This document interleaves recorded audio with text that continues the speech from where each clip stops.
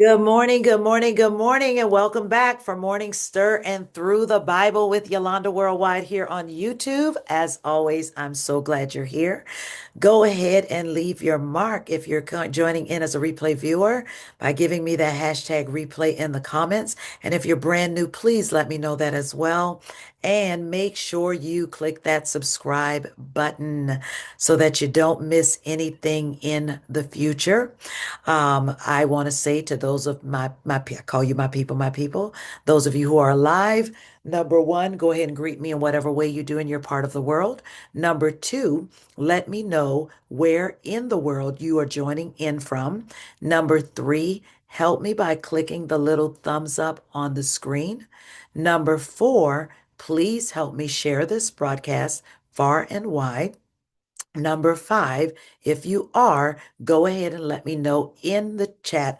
I'm stirred up. I'm stirred up. And if you're like me, I'm always stirred all the way up. We're going to dive in for a few minutes, praying in the spirit. I will share whatever the Lord lays on my heart, and then we will go into the Word of God. This is our final broadcast of the week in honor of the holiday. Well, I know I might come back to you on Friday. We'll see. But nevertheless, let's dive in and begin to pray. Rakatadadadadabakushaya. Rekedede bakusha, randi i karakataya, rekedede bakushai, rekedede bakushande, rekedede bakushaya, randi i karakatatata, redede bakushaya, rekedede bakusha, randi ilede bakusha, rakatatatata, rekedede bakusha, rekedede bakushaya, randi i karakata, redede bakushaya, rekedede bakurekede bataya. Rokodododobokosha, Randi Ikarakataya, Rekedededededebokoshaya. Yara da da da da da bakashaya, reke de de de de bakosha, rakata ta ta ta ta da baya, reke de de de de bokoreke de bataya, reke de de bokoreke de bata, randi ikarakata, reke de bokoshe, roko da bokoreke de bataya, randi ikarakata da baya, raka da bakosha, randi ikarakata da bakoshaya, reke de bokosha, randi ikarakara, o reke de bokosha, randi ikarakara. Raya, Rigidity Bokorikiri Bataya. Rakadadadaba, Rigidity Bakushaya, Randi Bako, Rakadadadadada Bakushaya, Rigidity Bakurikiri Bata, Rigidity Bakurikiri Bataya, Rakadadadada Bakushaya, Rokorada Bakurikiri Bata, Randi Ikarakara, Rokorada Bakushaya, Randi Ikarakaraya, Rigidity Bakusha, Rigidity Bakurikiri Bataya. Rakatadadadabakoshe arabakosha. O rekedededededebokoshaya. Rekedededededebokoshaya. Rakadadadadadadadabaya. Rekededededebokoshaya. Rekededededebokoyarabakorekedebataya. Rakatadadadadadabakoshaya. Rekededededebokoshaya. Rakatadadadadadadaba. Rekededededebokosha. Rakatadadadadabakosha. Rakatadadadadabakoshaya. Rakatadadadabakorekedededededebakoshaya. Rekededededebakorekededededeaya. Rekededededekiyededededebakoshakadadadabaya. Rekededededebakorekededebakoshaya. Rekededededebakorekedebataya. Rakatadadadabakosha. Rekededededebakoshaya. Rakatatatatatatatatatatatatatatabakoshaya. Reketatatatatatabakoshaya. Rakatatatatatabakoshaya. Reketatatatatatabakorekerebataya. Rakatatatatatatabaya. Reketatatatatatabakoshaya. Rakatatatatatabakoshaya. Ooh, I heard the word covenant, and I just began to hear covenant keeping. We serve a covenant keeping God. We serve a covenant keeping God. Know therefore that the Lord your God is God, the faithful God who keeps covenant and steadfast love with those who love him and keep his commandments to 1,000 generations. That is Deuteronomy chapter 7, verse 9. The God is faithful and keeps his covenant and steadfast love with those who love him and keep his commandments. It's not enough to say, I love God. You have to walk in obedience to him. You have a covenant to make with him. We expect God to fulfill everything he says he would do. But oftentimes we falter on the things that we say that we will do for God. Oh my God. Y'all, I'm in the midst of a covenant I made with God right now. You ever felt like God challenged you to do something and in an extended period of time and it's good at first and then you fall off? Breaking of a covenant. But we expect him to keep his covenants with us. I want to challenge you today to think about something that you were all excited about that God told you to do. You made a vow, you made a commitment. I'm going to do this. It might be a prayer time. It might be a time of fasting.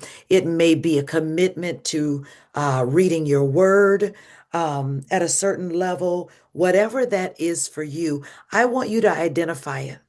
But what I want you to do is I want you to renew the covenant, but not in the way that it was. I want you to first reevaluate the covenant you made. And then I want you to renew it according to what God is giving you to do, because it would serve no purpose for you to start off strong again and then fall off. You're going to get warfare. So you got to be prepared. Like what exactly is the covenant? I'll give you an example. The Lord was dealing with me about praying in the spirit at a certain time for 30 days straight. And I would, set out to do this. And then all of us, it would just get hard. And then I would kind of fall off, just break the cycle. And I remember the Lord had me to renew. And so and he started to tell me, get more intentional about that time. But I found myself getting rigid and religious about it. I could do this in a certain way, but getting rigid and religious, I wasn't going to get anything more out of it. My first focus needed to be getting through the amount of days and at the time that God set. How I get through it, I think I put that pressure on myself. God was still going to honor, because the only thing I could remember was God telling me about the time and God telling me how long. And he said to be intentional. So the rules surrounding what intentional looked like came from my head. Does that make sense? I hope it does. So I want to challenge you to figure out a way to renew a covenant you made with God. And our covenant keeping God is going to come through for you as well. I'm excited about what God is doing. Let's dive into the Word of God. We're picking back up at Ezekiel chapter 19, getting as far as we can go. Sing the blues over the princes of Israel. Say what a lioness was your mother among lions. She crouched in the pride of young lions. Her cubs grew large. She reared one of her cubs to maturity, a robust young lion. He learned to hunt. He ate men. Nations sounded the alarm. He was caught in a trap. They took him with hooks and dragged him to Egypt. When the lioness saw she was luckless, that her hope for that cub was gone, gone, she took her other cub and made him a strong young lion. He prowled with the lions, a robust young lion. He learned to hunt. He ate men. He rampaged through their defenses, left their cities in ruins. The country and everyone in it was terrorized by the roars of the lion. The nations got together to hunt him. Everyone joined the hunt. They set out their traps and caught him. They put a wooden collar on him and took him to the king of Babylon. No more would that voice be heard, disturbing the peace in the mountains of Israel. Here's another way to put it. Your mother was like a vine in a vineyard, transplanted alongside streams of water, luxurious in branches and grapes because of the ample water. It grew sturdy branches fit to be carved into a royal scepter. It grew high, reaching into the clouds. Its branches filled the horizon, and everyone could see it. Then it was ripped up in a rage and thrown to the ground. The hot east wind shriveled it up and stripped its fruit. The sturdy branches dried out, fit for nothing but kindling. Now it's a stick stuck out in the desert, a bare stick in a desert of death, good for nothing but making fires, campfires in the desert. Not a hint now of those sturdy branches, fit for use as a royal scepter. This is a sad song, a text for singing the blues. Chapter 20. In the 7th year, the 5th month, on the 10th day of the month, some of the leaders of Israel came to task for guidance from God. They sat down before me. Then God's message came to me, Son of man, talk with the leaders of Israel. Tell them, God, the Master says, have you come to ask me questions? As sure as I am the living God, I'll not put up with questions from you. Decree of God, the Master, Son of man, why don't you do it? Yes, go ahead. Hold them accountable. Confront them with the outrageous obscenities of their parents. Tell them that God, the Master, says, on the day I chose Israel, I revealed myself to them in the country of Egypt, raising my hand in a solemn oath to the people of Jacob, in which I said, I am God, your personal God. On the same day that I raised my hand in the solemn oath, I promised with them that I would take them out of the country of Egypt and bring them into a country that I had searched out just for them, a country flowing with milk and honey, a jewel of a country. At that time I told them, get rid of all the vile things that you've become addicted to. Don't make yourselves filthy with the Egyptian no God idols. I alone am God, your God. But they rebelled against me, wouldn't listen to a word I said. None got rid of the vile things they were addicted to.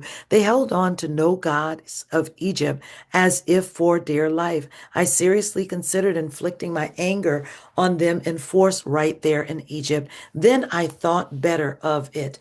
I acted out of who I was, not by how I felt, and I acted in a way that would evoke honor, not blasphemy, from the nations around them, nations who had seen me reveal myself by promising to lead my people out of Egypt, and then I did it. I led them out of Egypt into the desert. I gave them laws for living, showed them how to live well and obediently before me. I also gave them my weekly holy rest days, my Sabbaths, a kind of signpost erected between me and them to show them that I, God, am in the business of making them holy.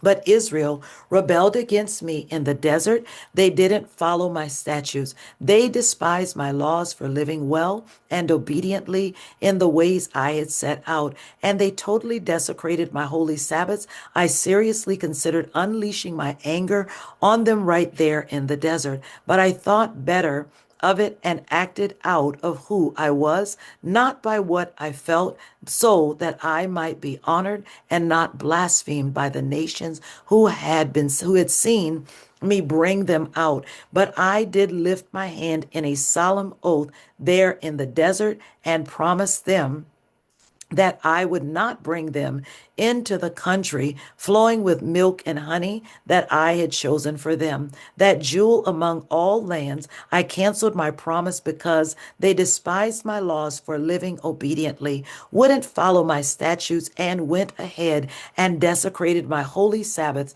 They preferred living by their no God idols, but I didn't go all the way. I didn't wipe them out, didn't finish them off in the desert. Then I addressed myself to their children in the desert. Don't do what your parents did. Don't take up their practices. Don't make yourselves filthy with their no God idols. I myself am God, your God. Keep my statutes and live by my laws. Keep my Sabbaths as holy rest days, signposts between me and you, signaling that I am God, your God. But the children also rebelled against me. They neither followed my statutes nor kept my laws for living upright and well, and they desecrated my Sabbaths. I seriously considered dumping my anger on them right there in the desert, but I thought better of it and acted out of who I was, not by what I felt, so that I might be honored and not blasphemed by the nations who had seen me bring them out. But I did lift my hand in solemn oath there in the desert and swore that I would scatter them all over the world, disperse them every which way, because they didn't keep my laws nor live by my statutes. They desecrated my Sabbaths and remained addicted to the no God idols of their parents. Since they were determined to live bad lives, I myself gave them statutes that could not produce goodness and laws that did not produce life. I abandoned them, filthy in the gutter. They perversely sacrificed their firstborn children in the fire. The very horror should have shocked them into recognizing that I am God. Therefore, speak to Israel, Son of Man. Tell them that God says, as if that wasn't enough, your parents further insulted me by betraying me when I brought them into the land that I had solemnly promised with my upraised hand to give them. Every time they saw a hill with a sex and religion shrine on it or a grove of trees where the sacred whores practiced, they were there. Buying into the whole pagan system, I said to them, what hill do you go to? It's still called Whore Hills. Therefore, say to Israel, the message of God, the Master, you're making your lives filthy by copying the ways of your parents and repeating their vile practices. You become whores yourselves in burning your children as sacrifices. You become as filthy as your no God idols as recently as today. Am I going to put up with questions from people like you, Israel? As sure as I am the living God, God, the Master, refuse to be called into question by you. What you're secretly thinking is never going to happen. You're thinking we're going to be like everybody else, just like the other nations. We're going to worship gods we can make and control. As sure as I am the living God, says God, the Master, think again. With a mighty show of strength and a terrifying rush of anger, I will be king over you. I'll bring you back from the nations, collect you out of the countries to which you've been scattered, with a mighty show of strength and a terrifying rush of anger. I'll bring you to the desert of nations and haul you into court, where you will be face to face with judgment. As I faced your parents with judgment in the desert of Egypt, so I'll face you with judgment. I'll scrutinize and search every person as you arrive, and I'll bring you under the bond of the covenant. I'll cull out the rebels and traitors. I'll lead them out of their exile, but I won't bring them back to Israel. Then you'll realize that I am God. But you, people of Israel, this is the message of God, the Master, to you. Go ahead, serve your no God idols, but later you'll think better of it, and quit throwing filth and mud on me with your pagan offerings and no God idols. For on my holy mountain, the high mountain of Israel, I, God the Master, tell you that the entire people of Israel will worship me.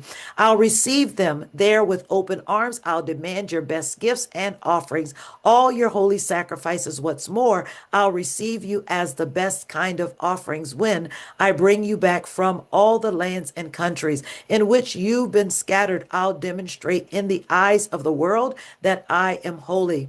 When I return you to the land of Israel, the land that I solemnly promised with upraised arm to give to your parents, you'll realize that I am God. Then and there you'll remember all that you've done, the way you've lived that has made you so filthy, and you'll loathe yourselves. But dear Israel, you'll also realize that I am God when I respond to you out of who I am, not by what I feel about the evil lives you've lived, to the corrupt history you've compiled. Decree of God, the Master. God's message came to me, Son of man, face south. Let the message roll out against the south. Prophesy against the wilderness forest of the south. Tell the forest of the south, listen to the message of God. God the Master says, I'll set a fire in you that will burn up every tree, dead trees and live trees alike.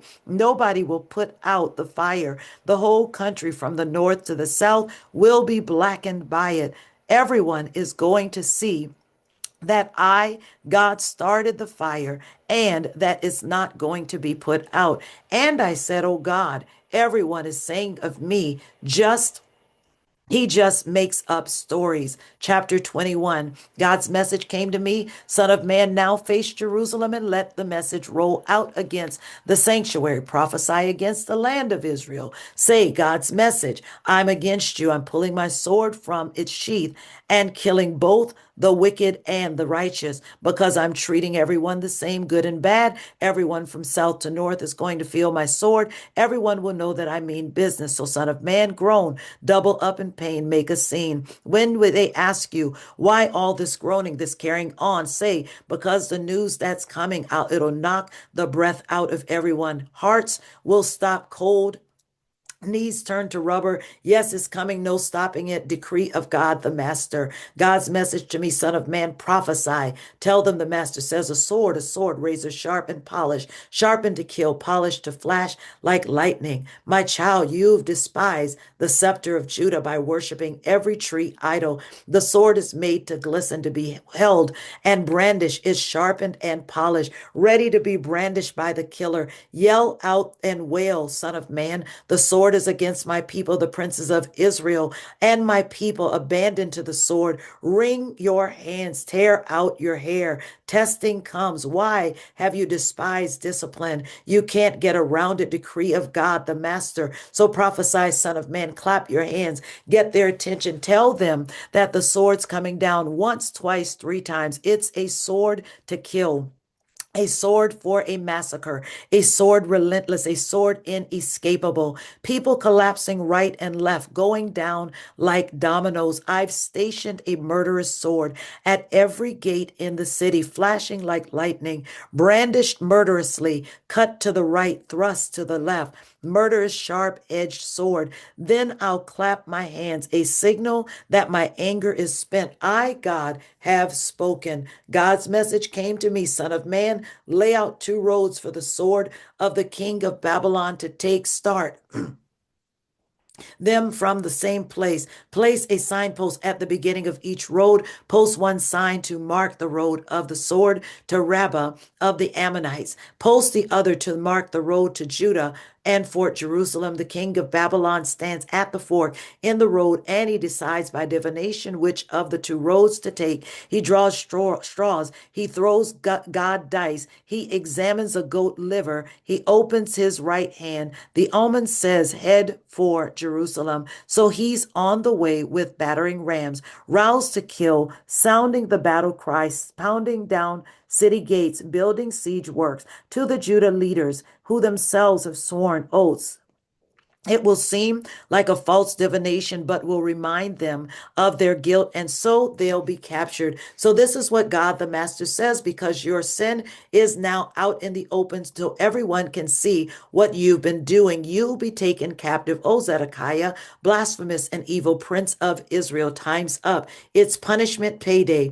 God says, take your royal crown off your head. No more business as usual. The underdog will be promoted and the top dog will be demoted. Ruins, ruins, ruins. I'll turn the whole place into ruins, and ruins it will remain until the one comes who has a right to it. Then I'll give it to him. But, Son of Man, your job is to prophesy. Tell them this is the message of God, the Master, against the Ammonites and against the cruel taunts. A sword, bare to kill, sharp as a razor, flashing like lightning, despite false sword propaganda circulated in Ammon. The sword will sever Ammonite necks, for whom its punishment payday. Return the sword to the sheath. I'll judge you in your home country, in the land where you grew up. I'll empty out my wrath on you, breathe hot anger down your neck. I'll give you two vicious men, skilled to torture. You'll end up as stove wood. Corpses will litter your land. Not so much as a memory will be left of you. I, God, have said so. And chapter 22. God's message came to me, Son of man, are you going to judge this bloody city or not? Come now. Are you going to judge her? Do it. Face her with all your outrageous obscenities. Tell her this is what God the Master says. You're a city murderers at the core, just asking for punishment. You're a city obsessed with no God idols, making yourself filthy in all your killing. You've piled up guilt in all your idol making. You've become filthy. You force a premature end to your existence. I'll put you on exhibit as the scarecrow of the nations, the world's worst joke. From far and near, they'll deride you as infamous in filth, notorious for chaos. Your leaders, the princes of Israel among you, compete in crime. You're a community that's insolent, the parents abusive to outsiders, oppressive against orphans and widows. You treat my holy things with contempt and desecrate my Sabbaths. You have people spreading lies and spilling blood, flocking to the hills, to the sex shrines, and fornicating unrestrained. Incest is common. Men force themselves on women regardless of whether they're ready or willing. Sex is now anarchy. Anyone is fair game. Neighbor, daughter-in-law, sister. Murder is for hire. Usury is rampant. Extortion is commonplace. And you've forgotten me. Decree of God the Master. Now look, I've clapped my hands, calling everyone's attention to your rapacious greed and your bloody brutalities. Can you stick with it? Will you be able to keep that at this once I start dealing with you?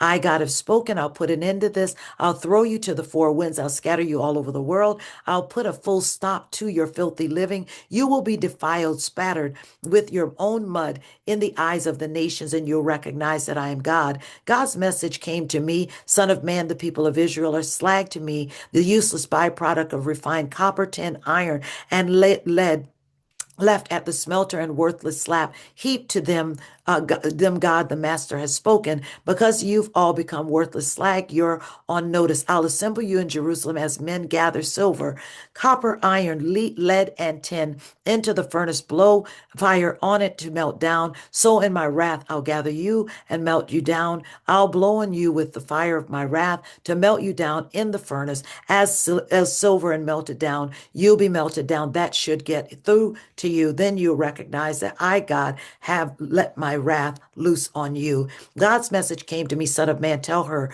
your land that during the time I was angry and you got no rain, not so much as spring shower. The leaders among you became desperate, like roaring, ravaging lions, killing indiscriminately. They grab the looted, leaving widows in their wake. Your priests violated my law by desecrated my holy things. They can't tell the difference between sacred, secular. They tell people there's no difference between right and wrong. They've been contemptuous of my holy Sabbaths, profaning me by trying to pull me down and to their level. Your politicians are like wolves, prowling and killing the rapaciously, taking whatever they want. Your preachers cover up for the politicians by pretending to have received visions of special revelations, they say this is what God the Master says when God hasn't said so much as one word. Extortion is rife, robbery is epidemic, the poor and needy